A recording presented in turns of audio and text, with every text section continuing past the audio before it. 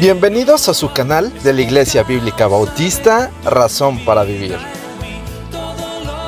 con el pastor Jared Suárez.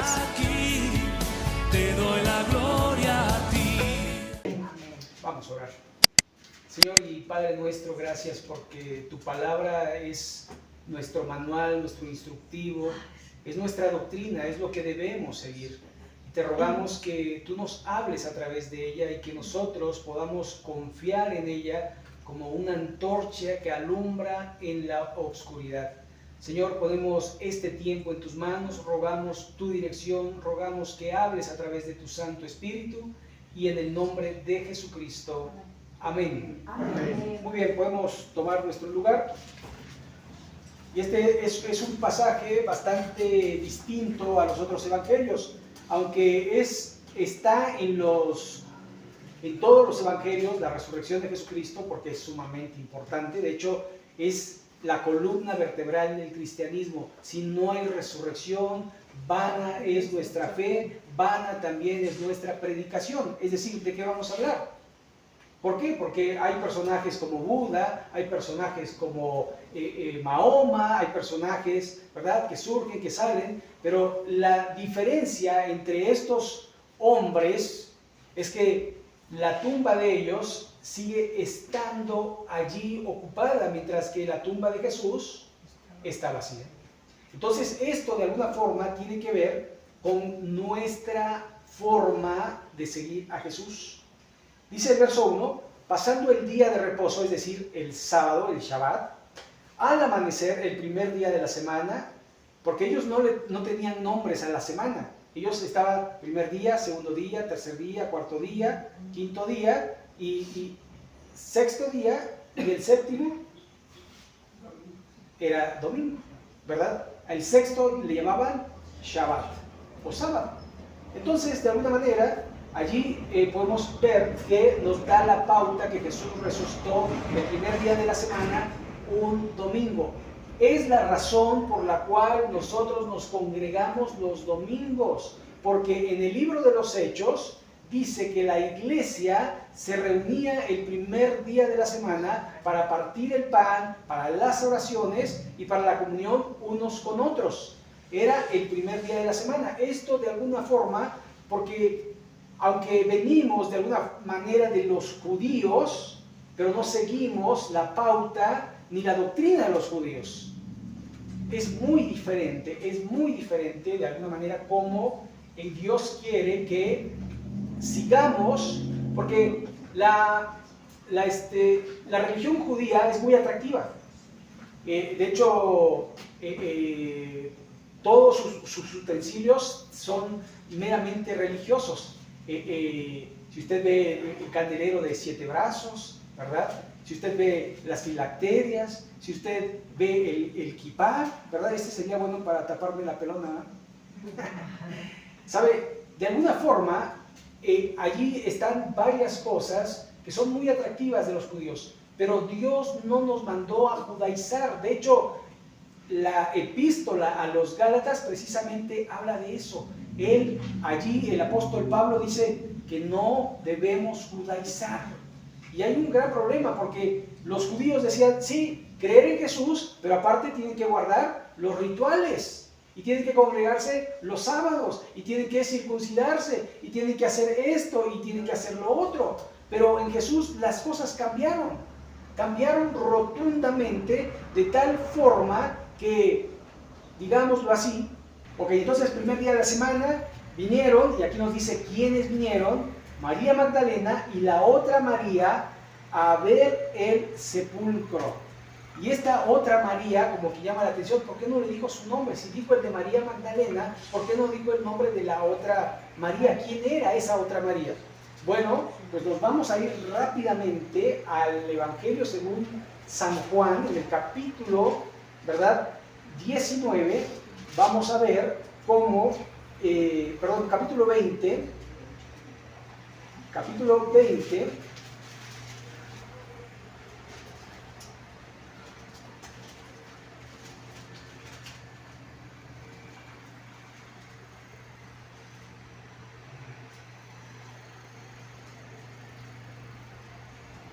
verso 11, dice: pero María estaba fuera llorando al sepulcro, y mientras lloraba se inclinó para mirar dentro del sepulcro, y vio dos ángeles con vestiduras blancas que estaban sentados, el uno a la cabecera y el otro a los pies, donde el cuerpo de Jesús había sido puesto. Y le dijeron: mujer, ¿por qué lloras? Les dijo: porque se han llevado a mi Señor, y no sé dónde le han puesto. Cuando había dicho esto, se volvió y vio a Jesús que estaba allí, mas no sabía que era Jesús. Jesús le dijo: mujer, ¿por qué lloras? ¿A quién buscáis? Ella, pensando que era el hortelano, le dijo: Señor, si tú lo has llevado, dime dónde lo has puesto y yo lo llevaré. Jesús le dijo: María. Volviéndose ella, le dijo: Raboni, que quiere decir maestro. Jesús le dijo: no me toques, porque aún no he subido a mi Padre, mas ve a mis hermanos y diles: subo a mi Padre y a vuestro Padre, a mi Dios y a vuestro Dios. Entonces, dice verso 18, fue entonces María Magdalena para dar a los discípulos las nuevas de que había visto al Señor, que le había dicho estas cosas. ¿Sabe? Aquí no menciona a la otra María. Aquí parece que María Magdalena solamente fue. Y entonces dice, bueno, en Mateo nos dice que María Magdalena y la otra María. En Juan nos dice que aparentemente solo María, ¿verdad? Pero ahora vamos rápidamente a Lucas y vamos a ver aquí en Lucas qué nos dice el evangelista. Y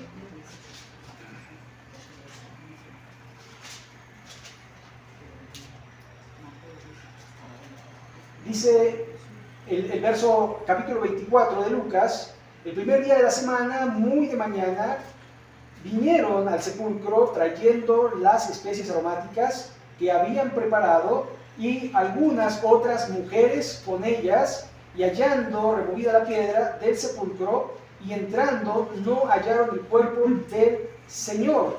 Entonces, estando ellas perplejas por esto, he aquí, separaron junto a ellas dos varones de vestiduras resplandecientes. Aquí ni siquiera, ¿verdad?, nos dice que eran mujeres, pero vea el versículo 10.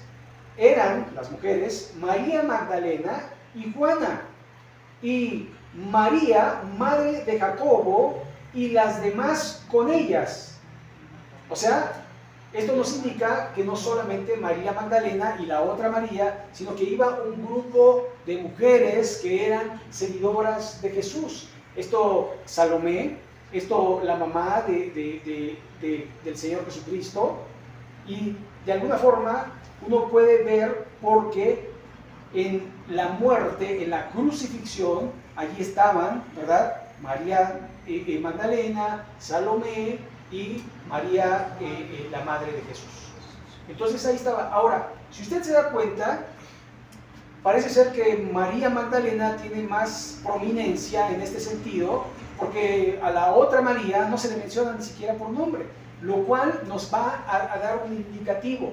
Aquí no se trata ni de María, ni de Juan, ni de Pedro, ni de nadie. Se trata de Jesús. Se trata de Jesús porque la Biblia es cristocéntrica. ¿Sabe? Si nos llamamos cristianos es porque somos seguidores ¿de quién? De Cristo. Por eso a los budistas se les llama así.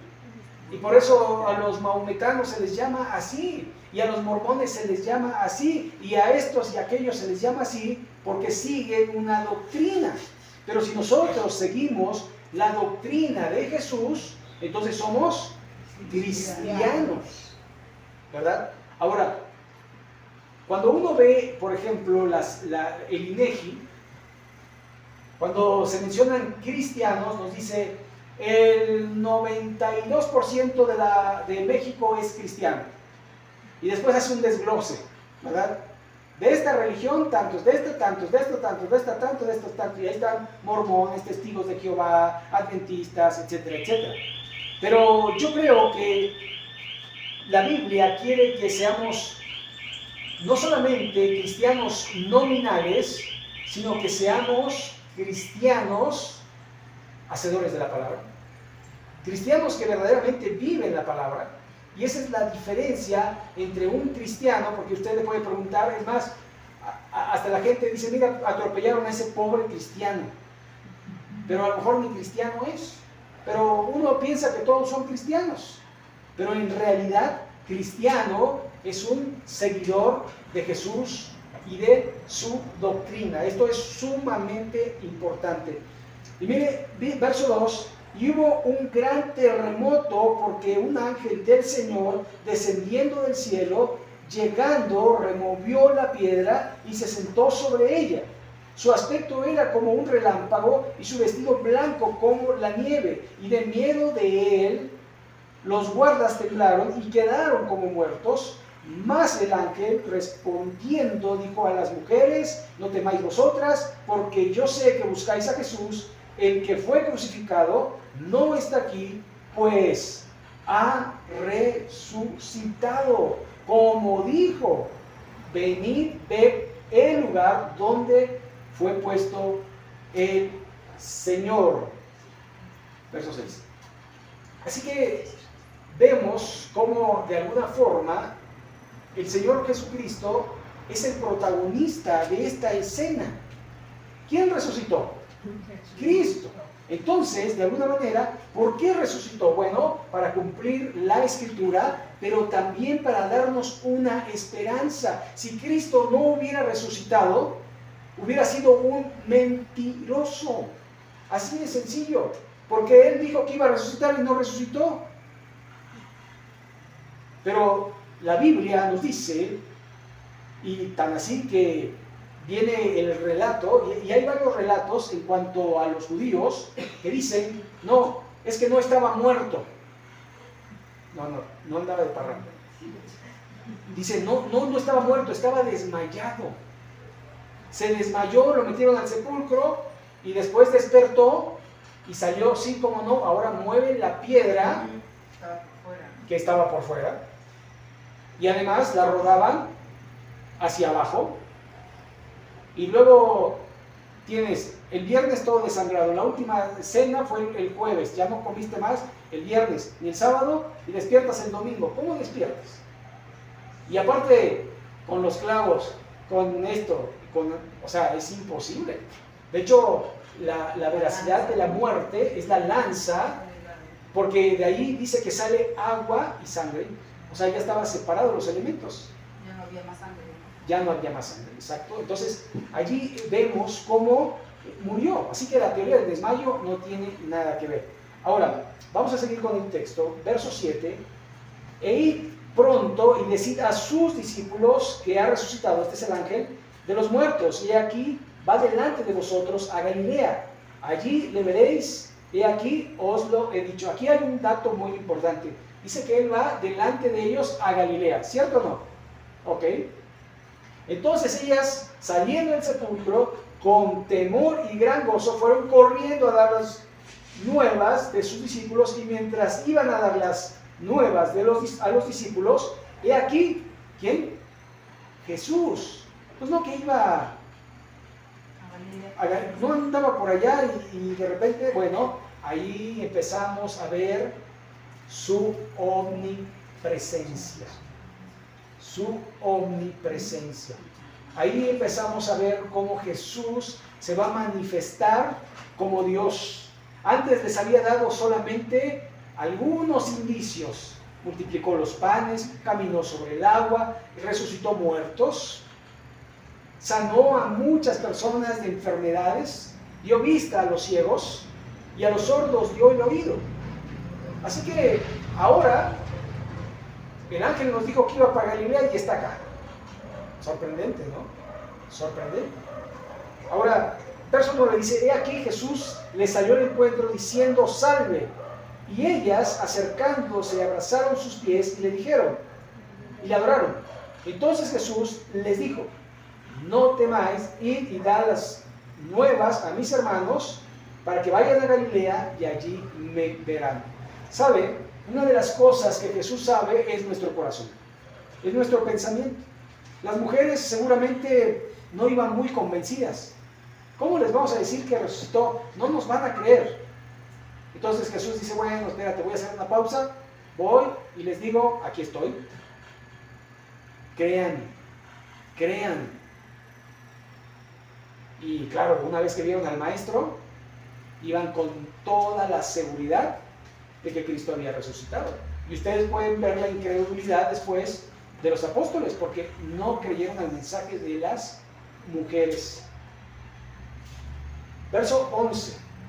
Y mientras ellas iban, he aquí, unos de la guardia fueron a la ciudad y dieron aviso a los principales sacerdotes de todas las cosas que habían acontecido. Y reunidos con los ancianos y habiendo consejo, dieron mucho dinero a los soldados, diciendo, decid vosotros, sus discípulos vinieron de noche y lo hurtaron, estando nosotros dormidos. Y si esto lo oyere el gobernador, nosotros le persuadiremos y os pondremos a salvo. ¿De qué los iban a poner a salvo? De que habían fallado su misión de guardar un cuerpo. ¿Sabe? Era pena capital. Los soldados no debieron vivir. Y mire, en el libro de los Hechos hay un caso de unos soldados pobres, porque la verdad ellos ni siquiera se dieron cuenta. Pero en Hechos capítulo 13,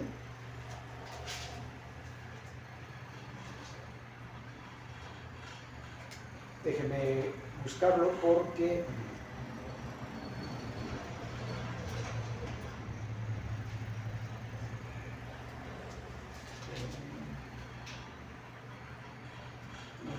no es Hechos 12. Hechos 12. Y mire, vamos a ver a partir del 6. Dice, y cuando Herodes le iba a sacar aquella misma noche, estaba Pedro durmiendo entre dos soldados, sujeto con dos cadenas, y los guardias delante de la puerta custodiaban la cárcel. Y he aquí que se presentó un ángel del Señor, y una luz resplandeció en la cárcel, y tocando a Pedro en el costado, le despertó, diciendo, levántate pronto, y las cadenas se le cayeron de las manos. Le dijo el ángel, cíñete y átate las sandalias. Y le dijo, y lo hizo así, y le dijo, envuélvete en tu manto y sígueme. Y saliendo le seguía, pero no sabía que era verdad lo que hacía el ángel, sino que pensaba que era una visión. ¿Ok? Entonces ahí vemos un acto milagroso.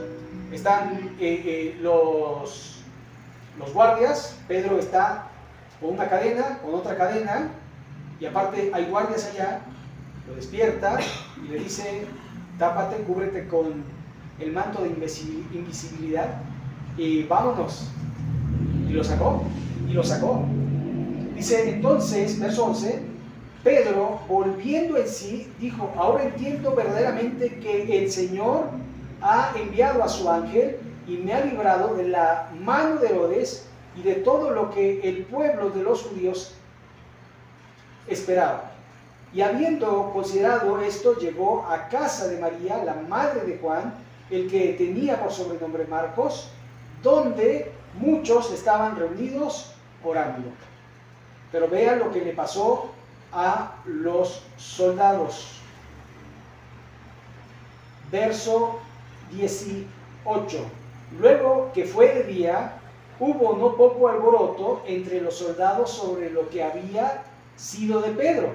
Mas Herodes, habiéndole buscado, sin hallarle, después de interrogar a los guardias, ordenó llevarlos a la muerte. Después, diciendo de Judea y de Cesarea, y se quedó allí. Descendió, perdón. Ok, entonces, aquí vamos viendo cómo esa justificación de lo robaron es una mentira. O sea, realmente no podía ser así, porque los guardias, al ir y dar el informe, es que nos dormimos, adiós. O sea, no había oportunidad. No, es que los fariseos nos dieron dinero, nada, no había manera de que estos se salvaran. Ahora, no nos dice el fin de estos soldados, pero probablemente el Imperio Romano haya hecho justicia. ¿Por qué? Porque les había provocado, pues, una vergüenza. Se les había escapado un muerto. ¿Saben? Así que allí está. Y sigue diciendo el verso 15, y ellos tomando el dinero, hicieron como se les había instruido. Este dicho se ha divulgado entre los judíos hasta el día de hoy. Ahora, no todo lo que se dice lo debe uno creer. ¿Sabe? Muchas veces la gente repite cosas, pero no está cierta de esas cosas. Solo las repite porque las oyó, porque algún locutor o algún periodista lo dijo en algún periódico, pero no tiene todo el contexto de ello. Y entonces empieza a repetir las cosas. ¿Saben? En una ocasión iba yo en la calle y unos muchachos iban platicando acerca del parque ecológico, que cuando estaba el gobernador Moreno Valle, que iban a cobrar la entrada. No, es que van a cobrar la entrada. Entonces uno oye eso y uno va de chismoso, ¿verdad? Oye, que dicen que va a cobrar la entrada. Después termina el parque y no cobraron la entrada. Lo que cobraron siempre ha sido el estacionamiento, ¿no? Y es todo el día o el tiempo que estés, lo mismo. Entonces, a veces uno comete el error de decir lo que uno no sabe, lo que uno no está cierto. Porque lo dijo fulano, sotano, perengano, y ¿sabe qué? Lo puede decir quien lo diga. Pero aquí viene una cosa muy importante. ¿A quién le vamos a creer? ¿A los hombres o a Dios? Y ahí es donde uno tiene que poner la mira en Dios y decir, la Escritura dice esto. No, pero es que mi líder religioso dice esto otro. No, ¿qué dice? ¿Qué dice la Escritura? Uno tiene que ir a la Escritura siempre. Verso 16. Pero los 11 discípulos se fueron a Galilea, al monte donde Jesús les había ordenado. Y cuando le vieron, le adoraron, pero algunos dudaban. Algo típico del ser humano. Hay dudas en nuestra creencia, pero ¿sabe por qué hay dudas? Porque no estudiamos las Escrituras. Porque simple y sencillamente nos dicen, esto es así y se acabó. No, espérate, yo quiero averiguar, yo quiero indagar, yo quiero ir a la fuente. ¿Qué es lo que dice?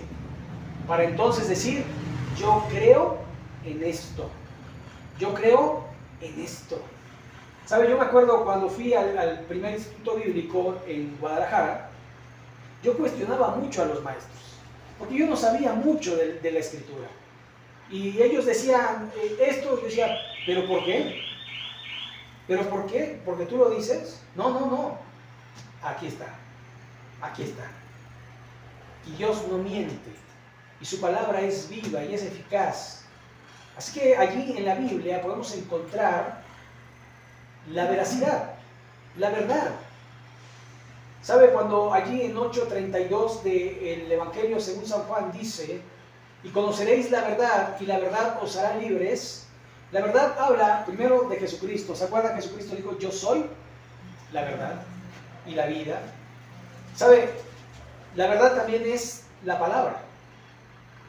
¿Por qué? Porque Cristo es la palabra. En el principio era la palabra, era el verbo. Y el verbo estaba con Dios y el verbo era Dios. Así que le creemos a Jesús y creemos en su palabra. ¿Por qué? Porque la religión se va a ir por las ramas. Va a decir, mira, tomamos la Biblia como trampolín, pero esto es lo que nosotros creemos. Y lo que nosotros creemos, pues no es nada de lo que dice la Biblia, pero pues la tenemos pues porque es la palabra de Dios. Qué curioso, ¿no?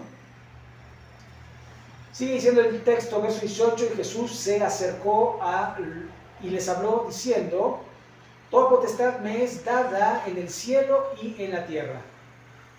Todo el poder. ¿Se acuerdan en la kenosis, cuando en Filipenses 2 el apóstol Pablo nos dice que Jesús no estimó el ser igual a Dios como a cosa que aferrarse, sino que se despojó a sí mismo, haciéndose semejante a los hombres y estando en condición de hombre, fue obediente hasta la muerte y muerte de cruz? Él menguó para poder habitar entre los hombres. ¿Sabe? Él se limitó en su poder. Pero acá en su resurrección, Él ya dice toda potestad, todo el poder. La palabra aquí es dunamis, todo el poder. O sea, Jesús es todopoderoso. Eso lo lleva, lo escalona a ser deidad, a ser Dios. Por eso, con esa autoridad, dice el verso 19, por tanto, id y haced discípulos a todas las naciones, bautizándolos en el nombre del Padre y del Hijo y del Espíritu Santo. ¿Sabe qué es lo que iban a predicar? ¿La religión? No. ¿Sabe qué iban a predicar? Que Jesús se había hecho carne, que había habitado entre los hombres, que había muerto por nuestros pecados y que había resucitado al tercer día. Ese es el mensaje del Evangelio. Cristo resucitó. Y si Cristo resucitó, nosotros tenemos la esperanza que un día resucitemos con Él. Allí en Juan capítulo 11, el verso 24, cuando dice, yo soy la resurrección y la vida, el que cree en mí, aunque esté muerto, vivirá. Y esa es nuestra esperanza. Que un día vamos a morir, sí. Sabemos que vamos a morir. Pero, si creemos en el Evangelio, en las palabras de Jesús, si creemos en Jesús, le recibimos y nos arrepentimos de nuestro pecado, seremos salvos. ¿Salvos de qué? De la ira venidera. Porque dice la Escritura, la paga del pecado es muerte, mas la dádiva de Dios es vida eterna en Cristo Jesús, Señor nuestro. Así que verso 20, aquí también en el verso 19 vemos la Trinidad. El bautismo tiene la fórmula bautismal, es en el nombre del Padre y del Hijo y del Espíritu Santo. 3 personas, un solo Dios. Verso 20, enseñándoles que guarden todas las cosas que os he mandado. Y aquí yo estoy con vosotros todos los días hasta el fin del mundo. Amén. ¿Qué cosas tenían que enseñar? Lo que Jesús mandó. No que a mí se me apareció un ángel y me dijo, no que a mí fulano de tal me dijo esto. No, no, no. Lo que dice Jesús. Porque en nuestros días hay gente que dice, el Señor se me reveló y me dijo, ¿verdad? Cuidado, cuidado. Porque la revelación completa está en la Escritura. Debemos creer en la Escritura. El canon se cerró y creemos en la palabra de nuestro Dios. Por eso el apóstol Pablo en capítulo 11 de la primera carta a los Corintios dice, mas si yo o un ángel del cielo os predicar un evangelio diferente al que os hemos enseñado, tal sea anatema. Muy bien, vamos a orar y ahorita vamos a la cena del Señor. Bendito Padre Celestial, gracias por tu amor, por tu fidelidad, gracias por tu palabra que es viva y eficaz. Te rogamos que nos ayudes a crecer, a creer en ella y a ser salvos por fe en Jesucristo. Ponemos nuestras vidas en tus manos, en el nombre de Jesucristo. Amén.